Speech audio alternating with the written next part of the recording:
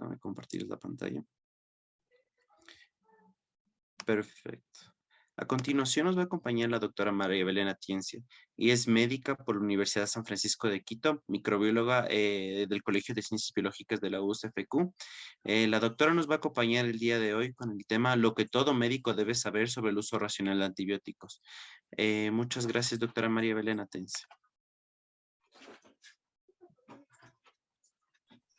Y con mucho gusto ya les ayudamos a los que deseen con el link de inscripción. Les vamos a colocar a las personas que aún no lo tengan justamente en esta parte de los comentarios. Hola, ¿me ven? ¿Me oyen? Sí, doctora, la escuchamos. Tal vez ya le permito compartir la pantalla.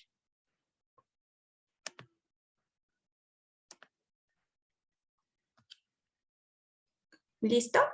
Sí, ¿Cómo están? Buenas noches con todas y todos. Mi nombre es María Belén. Yo soy médica por la Universidad Central. Ahí obtuve mi título de medicina y soy microbióloga por la Universidad San Francisco de Quito. Estoy muy honrada de estar aquí compartiendo con todos mis profesores, doctora Mena, doctor Larriategui, doctor Terán, doctor Maldonado, todos fueron mis profesores. Y estoy muy feliz de poder compartir con ellos esta noche. Bueno, entonces, por ser ya casi de las últimas, algunas cosas que yo voy a decir, tal vez ya se fueron mencionadas anteriormente, pero vamos a ver el uso racional de antibióticos desde la perspectiva de una microbióloga. Entonces, bueno, todo lo que el médico debe saber sobre el uso racional de antibióticos, un tema súper general, súper grande, un montón de cosas que quisiera yo decirles y contarles, que mi capacidad de resumen y de síntesis no logra abarcar, pero creo que podemos comenzar, si se quiere, el diálogo con lo que les traigo a contar y pues después ustedes pueden ampliar con sus preguntas cuando se abra el foro. Entonces, a ver, veamos. Yo soy médica microbióloga y solamente me trabajo de forma privada y soy miembro de la Sociedad Europea de Microbiología Clínica y de Enfermedades Infecciosas. Entonces, vamos a comenzar primero dando un contexto, como les decía, desde el punto de vista de una microbióloga, tenemos que de ley hablar acerca del holobionte. Entonces, holobionte es un término que fue utilizado primerito en 1991 por esta gran científica como fue Lynn Margulis, quien fue la que postuló la teoría endosimbiótica para el origen de la célula eucariota. Y bueno, ella durante todos sus estudios generó algunos papers de difusión y algunos libros de difusión científica. Y en 1991 acuñó el término del holobionte, que se refiere a los microbios que están asociados al huésped y tienen un papel central en la biología, la ecología y la evolución del huésped. Entonces, el término holobionte es un término que está ampliamente utilizado en otras áreas de la biología, porque estamos hablando de ecosistemas que interaccionan entre ellos, pero nosotros, por ser equipo de salud, nos vamos a centrar en el holobionte humano. Entonces, ahora se sabe por las recientes investigaciones en metagenómica que nosotros somos un ecosistema en sí mismo. Los seres humanos somos un ecosistema. En nuestro interior convivimos con bacterias, hongos y virus, los cuales tienen papeles importantes para nuestra evolución, para nuestra salud. El holobionte es entonces el huésped más su microbiota, ¿sí? La microbiota, entonces, ¿a qué corresponde? Corresponde a la colección de microorganismos en interacción con su huésped y que van desde interacciones mutualistas o benéficas hasta interacciones parasitarias. Todo esto se corresponde en el holobionte.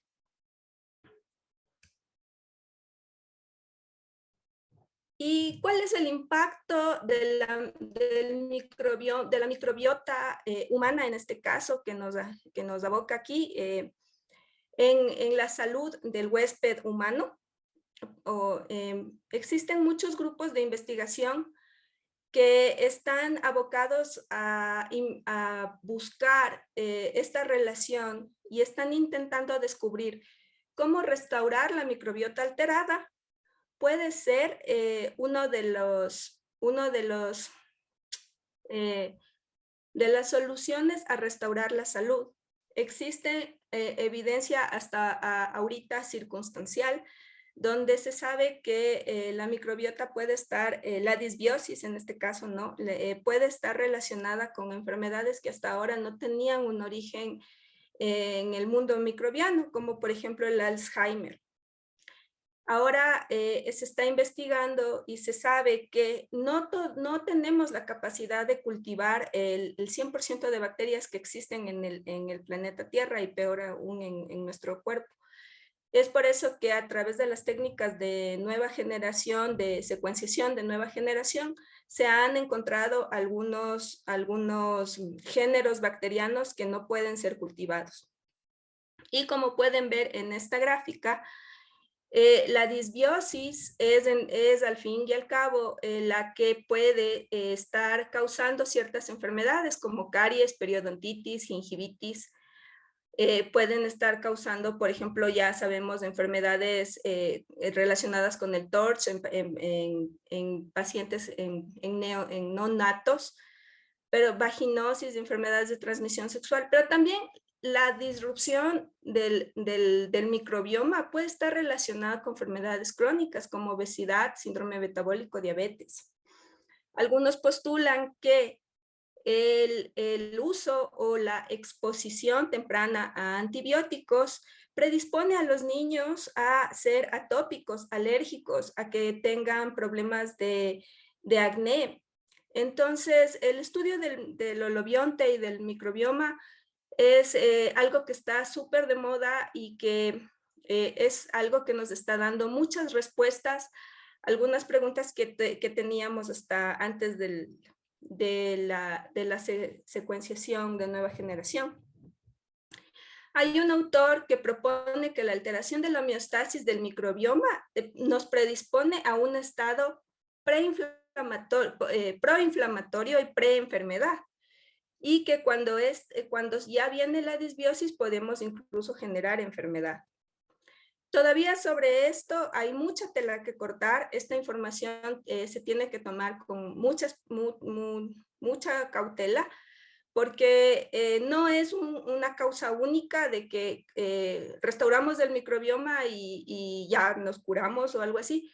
Simplemente quiero traer aquí hacia la discusión que el uso de antibióticos está también relacionado, como dijo el doctor Terán anteriormente, con un efecto sistémico que depleta todo el microbioma saprófito y que eso sí puede tener una consecuencia. Entonces, ¿cuál es el impacto de los antibióticos en la salud? La Organización para la Cooperación y el Desarrollo Económico de Europa informa que la media ponderada de la población de Europa, de la Unión Europea y de los Estados Unidos del consumo de antibióticos en el año 2017 fue de 18.9 dosis diarias definidas por 1.000 habitantes al día. Y esta es la media más o menos entre los países europeos, que va entre los Países Bajos, que son los que menos antibióticos usan, que es un 8.9, hasta Grecia, por ejemplo, que tienen 32.1. Entonces, el uso de antibióticos es una práctica muy común, no solamente en Latinoamérica, como nosotros podríamos pensar. Solemos pensar que Latinoamérica estamos súper atrasados y que no tenemos las nuevas guías de manejo, pero en realidad tenemos que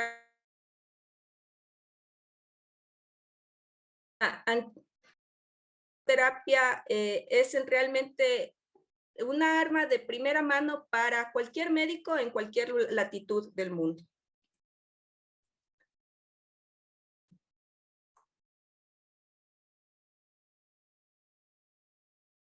Entonces, cuando nosotros hablamos del uso de los antibióticos y su impacto en la salud, estamos hablando directamente de los objetivos del desarrollo, porque el tercer objetivo, que es salud y bienestar, está directamente afectado o es agredido por el uso no adecuado de antibióticos, porque la resistencia a los antimicrobianos pone en peligro la eficacia de cualquier avance médico y de salud pública que se haya logrado en el siglo XX. Está demostrado que por más tecnología que tengamos instalada en los hospitales, si tenemos un paciente que está cursando por una sepsis multiresistente, este paciente tiene altas probabilidades de morir.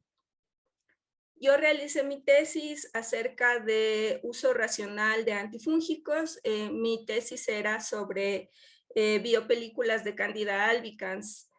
Y la mortalidad en un paciente con biopelículas de Candida albicans está estimada entre el 40 al 70% en cualquier parte del mundo.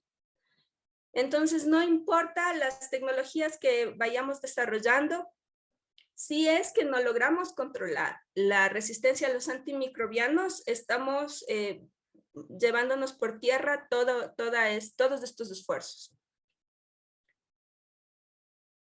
Entonces, ¿qué mismo es la resistencia antimicrobiana? Un resumen enano, un micro resumen. Aquí entonces tenemos esta gráfica donde nosotros podemos ver donde tenemos, esto es simplemente que cómo evoluciona, ¿no es cierto?, la resistencia a los antimicrobianos. Nosotros estamos tratando con seres vivos. Los microbios, hongos, bacterias, virus, son seres vivos que se van a defender, van a luchar contra cualquier cosa que nosotros le podamos dar para agredirles, matarles, extinguir su población. Entonces, antes de los antibióticos, ¿no es cierto?, esto ya nos explicó el doctor Terán, tenemos una población mixta, donde hay algunas variedades donde tenemos poca resistencia, ninguna resistencia, ¿no es cierto? Y esta población mixta se selecciona a través del uso o la exposición al antibiótico, ¿no es cierto? Porque se mueren los que tienen baja resistencia, pero no se va a morir la población total, porque estos que están pintados de morado o de rojo, estos tienen mutaciones naturales o espontáneas que les confieren una ventaja adaptativa, ¿no es cierto? Entonces ustedes ahora están súper entrenados en evolución porque hemos visto la evolución del virus SARS-CoV-2 en vivo y en directo. Entonces ustedes están entrenados en saber que existen mutaciones espontáneas en cualquier microorganismo. Estas mutaciones espontáneas, dependiendo del ambiente en el que se desarrollen, pueden ser deleterias o pueden darles una ventaja adaptativa. Normalmente las mutaciones espontáneas son deleterias, pero suele pasar que ahí existen algunas que tienen estas mutaciones en rojo que les dan la ventaja adaptativa. Sobreviven y estos son los que van a multiplicarse y son los que nos van a dar nuestra población resistente en un paciente X. Entonces, la resistencia a los antimicrobianos no es que el paciente o la persona es resistente, es que la bacteria o el hongo que convive con él, que convive como parte de su microbiota, su hepatobiota, se hace resistente debido a las agresiones que nosotros le estamos dando. Es por eso que nosotros debemos pensar una y mil veces muy seriamente antes de prescribir un antimicrobiano. Y esto me lleva a esta diapositiva donde hablamos sobre el antimicrobiano o la resistencia a los antimicrobianos es un problema de todos. Porque aquí podemos ver cómo están de partners el microbio y el médico. Y normalmente esto es, lamentablemente es así y tenemos que poner los pies sobre la tierra. A diferencia de muchos otros medicamentos, cuyo uso generalmente se limita al especialista capacitado para esto, que ha estudiado un posgrado, por ejemplo, en psiquiatría o por ejemplo en oncología, los antimicrobianos son recetados prácticamente por todos los médicos. Y esto debe ser algo que debe estar controlado.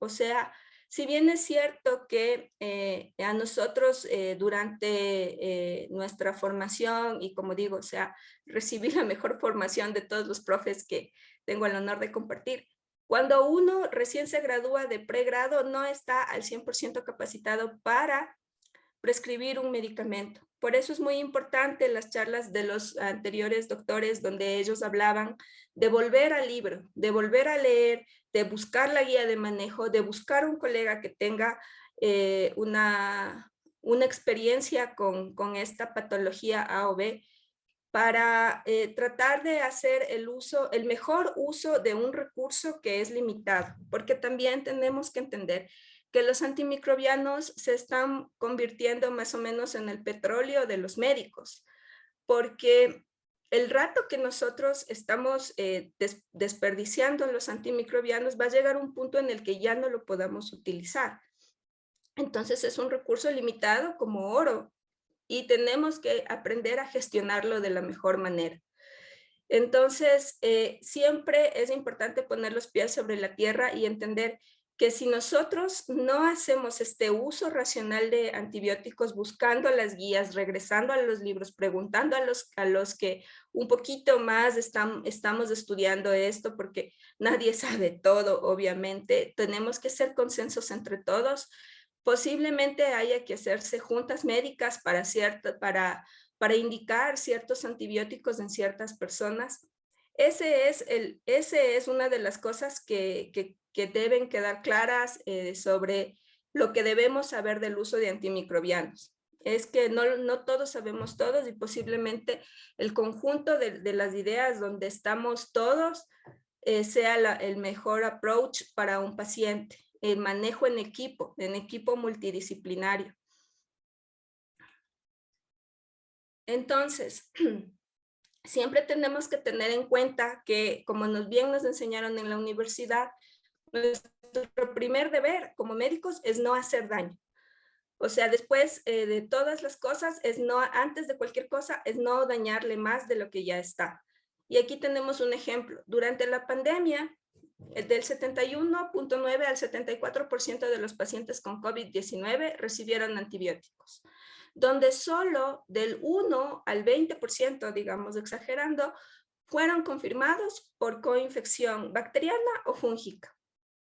Y justamente al principio de la pandemia, lo que nosotros pudimos ver es que la mortalidad de los pacientes no solamente estaba relacionada a daño directo causado por el virus SARS-CoV-2, sino que también la mortalidad del paciente estaba relacionada a este tipo de manejos. Yo pude, por ejemplo, confirmar que habían muchas personas que utilizaban un corticoide en un paciente ambulatorio que no necesitaba oxígeno. Este corticoide está predisponiendo al paciente a que se infecte con un hongo y que este paciente aumente su riesgo de mortalidad. Entonces es bien importante no solamente el uso racional de los antibióticos, sino de todos los medicamentos.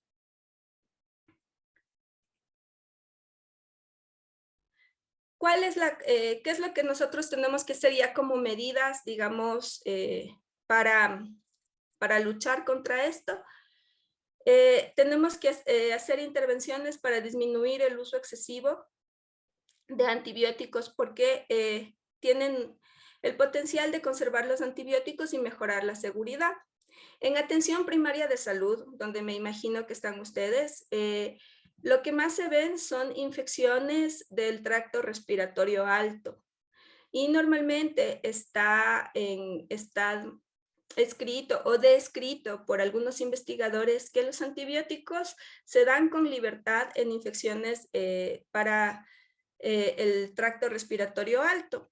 Sobre todo, por ejemplo, había antes una costumbre de pensar de que para que no le dé neumonía. Eso no es el manejo. El manejo es dar seguimiento al paciente. Esa es la clave. Yo sé que es cansado y es difícil y a mí también me ha tocado y es un poco chancho.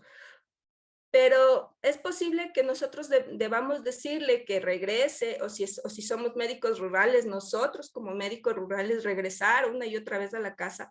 Y de pronto en la primera consulta no le damos el antibiótico. Y se ha visto que retrasar 1 o 2 días el inicio del antibiótico es una de las medidas que puede ayudar a la lucha contra el uso excesivo o la prescripción excesiva.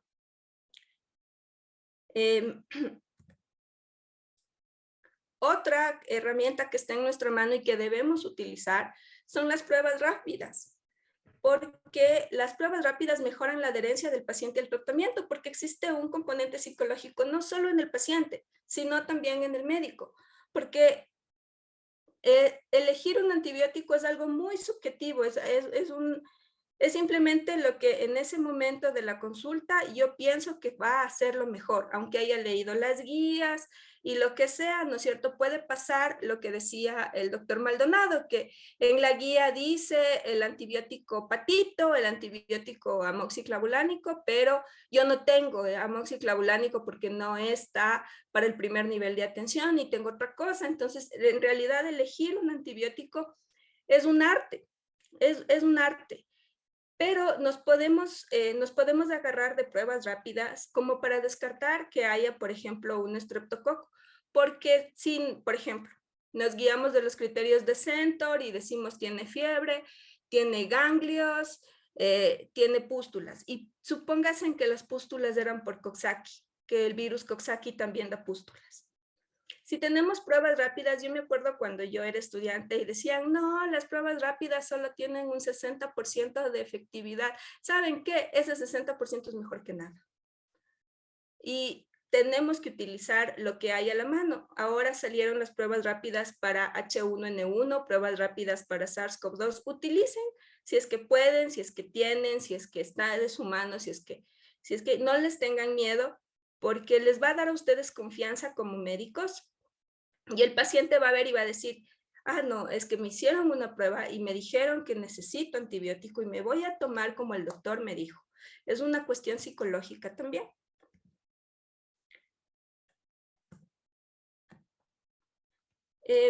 Otra cosa que también ya se mencionó, pero que bueno, no está mal volver a repetir, es que generemos nuestros propios datos. Es muy escasa la información que tenemos. Y sobre todo tenemos datos, como pueden ver aquí, de los hospitales de segundo y tercer nivel. Tenemos el Hospital San Vicente de Paúl, Delfina Torres, y bueno, aquí pueden ver la lista de hospitales, todos son de segundo y tercer nivel. No tenemos datos de atención primaria. A veces uno dice, no, yo quiero ver el caso más raro de la vida de una sífilis terciaria, una sífilis neurológica que, por ejemplo, me tocó a mí en la rural. Y quiero publicar el caso más raro. Publiquemos, hagamos un Excel y pongamos ahí los pacientes que nos están llegando con la patología y con lo que le estamos tratando. Y si tienen el antibiograma o tienen, gracias a Dios, algún cultivo que por algo tienen, pongan. Y con esos datos se puede ver qué se hace. Pero hagamos algo, generemos datos. Puede que esos datos a lo último les sirva solo a ustedes, no sirva para publicar, pero sirva solo para ustedes, para que ustedes sepan en qué población están y ese Excel les sirva solo para ver la población que ustedes están manejando. Ya, es genial, porque ya están hablando con números y están hablando con datos y no están hablando desde la subjetividad. Y por último, y para terminar, siempre tengamos en cuenta que, como comencé diciendo, termino diciendo porque soy microbióloga y tengo que llevar agua para mi molino, somos todos un ecosistema, ¿sí? Nosotros somos un ecosistema dentro nuestro hay bacterias y en nuestro ambiente también, en la tierra, en el mar, en todas partes están las bacterias, son ubicuas, casi no existen lugares estériles, están adaptadas a cualquier ambiente y tenemos que tener un enfoque de colaboración con veterinarios, con farmacólogos, con, con personas que hablan de cambio climático, con ecólogos, para dar un enfoque de One Health en nuestro ejercicio. O sea, demos charlas de concientización sobre cría racional, por ejemplo, de animales. Hagámosles entender a las personas que está demostrado, el equipo de Gabriel Trueba de la Universidad San Francisco todo el tiempo está publicando papers en donde encuentran los mismos genes de resistencia en los pollos, en los patos y en los perros, y los mismos genes de resistencia en los humanos, en los niños. Entonces están los pollitos viviendo, los patos, todo viviendo en el mismo patio donde juegan los guaguas y donde están los guaguas. Entonces, tengamos siempre ese equipo de colaboración, manejemos desde una mirada amplia, tratemos de aprender lo que más podamos de la gente que se cruza en nuestro camino. Creo que esa es la forma en la que uno tiene que eh, trabajar cuando se trabaja con antibióticos, sabiendo que siempre hay algo que aprender al otro día. Y preguntemos todo el tiempo no hay pregunta mala, lo malo es no preguntar. Eso sería todo, no sé si hay preguntas. Muchas gracias, doctora Tiencia, por su participación bastante ilustradora, sobre todo por los diferentes aspectos en donde se involucra la resistencia antimicrobiana. Ahora, con respecto a algunas preguntas tal vez que podríamos tener es, sobre todo, conocemos que en ciertas formas, bueno, no diría ganaderías, pero donde mantienen a los animales para su producción y consumación posterior. Utilizan diferentes tipos igualmente, de antimicrobianos y estos también pueden producir resistencia, pueden afectarnos de alguna forma a nosotros. Sí, claro, claro que sí. O sea, eso es una de las grandes luchas que tenemos aquí en el Ecuador, es el concientizar, por ejemplo, la cría responsable de ganado, de chanchos, de pollos, ¿no es cierto? Entonces, normalmente nosotros, por ejemplo, como médicos decimos, no, que no se vendan antibióticos en las farmacias, pero también tenemos que pensar que no se vendan antibióticos en las veterinarias, en las farmacias de los veterinarios, en los puntos agripac. O sea, porque los antibióticos lo que hacen es que depletan la flora, depletan la microbiota.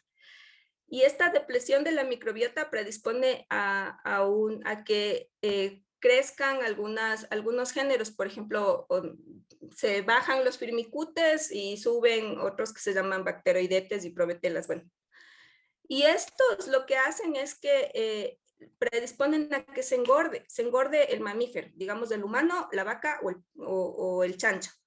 Y entonces, claro, como ellos ven que dan antibióticos y se engorda el chancho o se engorda la vaca, entonces para ellos es bueno porque dicen, no, yo le doy antibiótico y se engorda y obviamente pesa más y obviamente gano más al vender a mi chancho.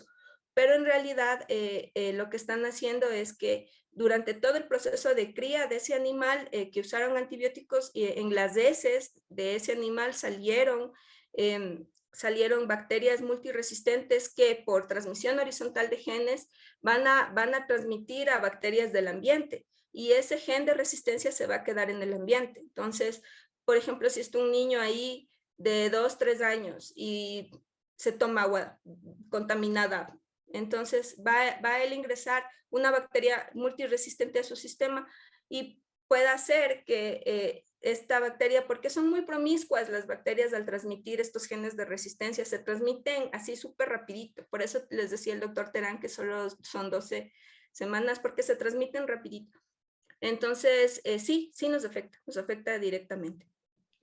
También, doctora, no sé si nos podría comentar un poquito, he escuchado acerca de este estudio que se realizó en las aguas servidas. No sé si se realizó aquí en Ecuador, pero escuché en, un estudio que realizaba que medía los diferentes antibióticos inclusive que se podrían encontrar en las aguas servidas. No sé si es que tal vez nos podría comentar un poco al respecto de esto, si es que qué podría pasar sobre todo y sobre todo cómo podría esto ayudar a cierta forma a combatir la resistencia al analizar o tal vez podría ayudarnos de cierta forma. O sea, hay que hacer estudios ambientales, por eso les decía de esto del enfoque One Health. O sea, hay que medir, ¿no es cierto?, si hay antibióticos o bacterias resistentes en las aguas residuales. Porque, ¿no es cierto?, los animales o cualquiera que tome un antibiótico, o sea, metaboliza un poco y otro poco excreta. Y eso que excreta es lo que trazas de lo excretado es lo que se encuentra en las aguas residuales. Entonces pasa lo mismo que yo les estaba explicando en la diapositiva. Si hay bacterias en el agua, hay bacterias en la tierra, hay bacterias en todas partes. Entonces estamos convirtiendo el medio ambiente donde esa bacteria está en un medio ambiente hostil, donde están antibióticos liberados en ciertas cantidades, ¿no es cierto? Entonces es un ambiente donde ellas sienten, ¿no es cierto? Hazte de cuentas, para hacer un símil, una lluvia ácida que nos estuviera cayendo a los humanos. Entonces a ellas también les cae, entonces ellas empiezan a defender y entonces ellas empiezan a mutar, a transmitirse plásmidos que les ayudan a resistir a ese ambiente hostil que se está formando a su alrededor. Entonces es bien importante por eso monitorear el agua, monitorear las aguas servidas, las fuentes de agua se toma para riego, que se toma para el regadío, son bien importantes monitorizar porque, por ejemplo, había una compañera de doctorado que ella, su proyecto de PhD era justamente irse a Yaruquí a tomar muestras de agua y ella encontró que en muestras de agua del reservorio, en muestras de agua de lo que hacían el riego para las plantitas, encontró bacterias con genes de resistencia. Entonces, los genes de resistencia están en todas partes, se pasan entre ellas de una manera súper fácil y entonces es más fácil que tú te infectes con una bacteria que, digámosle, estaba en el ambiente, pero ya era resistente desde el ambiente. Entonces, nosotros como médicos nos es más difícil tratar. Sí, doctora. Y por último, tal vez nos podría dar algunas recomendaciones de tener en cuenta dentro del tratamiento de los pacientes que, bueno, como usted dice, a veces no sabemos si es que pueden presentar diferentes resistencias a ciertos antibióticos. Entonces, ¿qué podríamos hacer? Bueno, además de lo que ya nos han mencionado también sus colegas, ¿qué más podríamos hacer con respecto a esto para evitar la futura resistencia a otros antimicrobianos? O sea, lo que primero tiene que hacer, yo pienso que lo primero que tenemos que hacer todos, o que por lo menos yo intento hacer, primero tienes que ver qué grupo, ¿no es cierto?, etario estás viendo. Entonces, digamos que están en la rural y en la rural la mayoría de la consulta es de pediátricos. Y ahí son pacientes con infecciones respiratorias altas o con enfermedades digestivas diarreicas, ¿no es cierto?, con EDAS o con IRAS. Entonces, si tienes un paciente que es menor de 5 años, o sea, posiblemente eso sea viral. Es muy posible que eso sea viral. Entonces, ahí lo que bajo un minucioso examen físico, buscando signos importantes de compromiso, ¿no es cierto? Lo que te dicen las guías de manejo del paciente pediátrico, el pediátrico que está séptico, que no quiere comer, que está súper apático, inactivo. Hay otro que está con gripe y que corre por todo el centro de salud gritando como loco. O sea, si tu paciente está súper decaído, súper mal, posiblemente sí, o sea, si está corriendo y gritando por todo lado, o sea, lo más seguro es que con paracetamol ya se resuelva porque es menor de 5 años y sabes que a él le va a dar algo viral. Si tienes, por ejemplo, una diarrea, tienes un paciente deshidratado, hidrátale y posiblemente lo que le tenía decaído era que estaba deshidratado. Si tienes un paciente viejito que tiene polifarmacia, piénsalo bien, posiblemente a él ya le dieron antibiótico y si haces una investigación en la historia clínica, te refiere que hace 2 semanas te tuvo lo mismo y que le llevaron a otro médico y que le dieron gentamicina porque a ellos les da muchas infecciones del tracto urinario y les dan, ¿no es cierto?, cosas de esas que les llevaron al hospital. O sea, posiblemente te esté consultando por algo que tuvo ya hace tiempo que está polimedicado. Investiga mucho el paciente, toma, o sea, en verdad, piensen que los antibióticos son oro que está en sus manos y que ustedes ese oro saben a quién van a repartir. Con una investigación profunda, digamos, haciéndole algunas preguntas, repitiéndole, a lo mejor el paciente te va a decir, sí, sí, ya esto ya tomé, y tú tal vez lo único que necesites es reforzar, ver que haya terminado, ¿no es cierto? Que haya terminado, porque normalmente dicen, ay, es que no me quería hacer, lo que me decían a mí, no me quiero hacer adicto a las pastillas y dejé después de 3 días. Entonces, tal vez le tengas que terminar el esquema. O sea, eso. En verdad la medicina es un arte y, y algunas de las preguntas se solucionan con un buen interrogatorio. Y yo sí creo en las pruebas rápidas después de todos estos años, yo sí creo en las pruebas de estreptococo, de todo, de neumococo, o sea, existen las pruebas rápidas, existen y existen por algo. Y eso. Listo. Muchas gracias, doctora Tincia, por sus recomendaciones y su participación. Agradecemos mucho todos los diferentes comentarios y su exposición muy, muy buena. Muchas gracias. A continuación vamos a proceder con la charla del doctor Larrategui. Estamos intentando igualmente, aún no tenemos respuesta de la doctora Mena, entonces por el momento vamos a pasar con la charla del doctor Larrategui.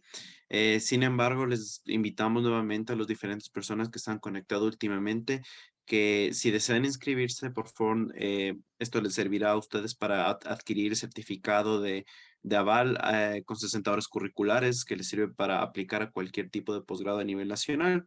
Y sobre todo, por favor, ahí ya pusimos el link de inscripción en el chat por si alguien aún no lo hace. Y esperemos que con esto, bueno, sobre todo igual las personas que ya se encuentren inscritas y llenen el cuestionario diario, que esto les permitirá, que se publicará al finalizar todas estas charlas y que también les permitirá prepararse para el examen final, para el cual necesitan aproximadamente el 75% de aprobación para adquirir el certificado y a justificar en el caso de que tengan algún tipo de ausencia sus faltas. Nuevamente, si es que, por ejemplo, no pudieron ver alguna charla de alguno de los docentes, todas estas van a estar grabadas y se las subirán a la plataforma para que ustedes puedan ponerles play, pausar, si es que necesitan tomar notas, si es que hay algo que les gustó de las presentaciones, para que ustedes puedan escucharlas. Estamos solo esperando que se conecte el doctor Larrete y enseguida continuamos con las charlas. Muchas gracias a todos.